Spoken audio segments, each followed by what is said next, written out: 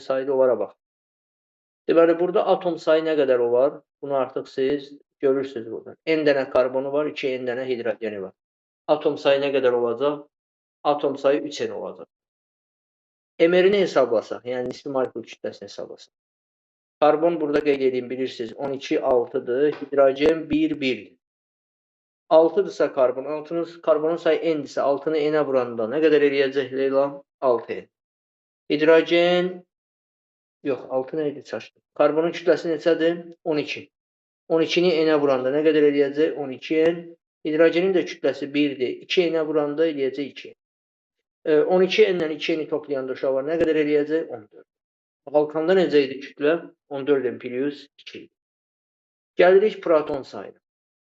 Karbonun neçə protonu var? Buradan görürsünüz uşaqlar. 6 protonu var. 6-nı N-ə vururam 6N. Hidrogenin 1 protonu var. Biri də 2N-ə vururam eləyir 2. Proton sayı nə qədər eləyəcək? 8. Uşaqlar, gəlirəm neytron sayı. Karbonun neçə neytronu var? Karbonun 12-dən 6 çıxıram 6. Hidrogende 1-dən 1 çıxıram 0. Hidrogenin neytronu 0-dır.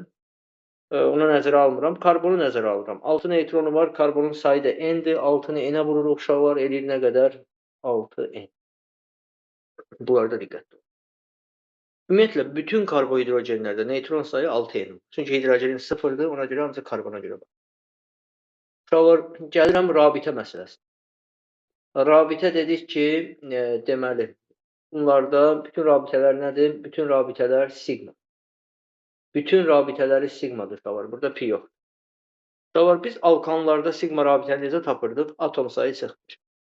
Alkanlar açıq quruluşlu olduğuna görə onlarda rabitə sayı atom sayından bir çıxmaqla tapılır. Sigma rabitə.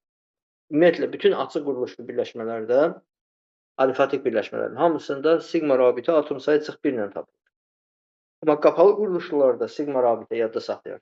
Atom sayı qədər olur. Bunlarda sigma rabitə atom sayı qədər olur. Atom sayı qədər. Bu da niyə belədir? Digər içindir.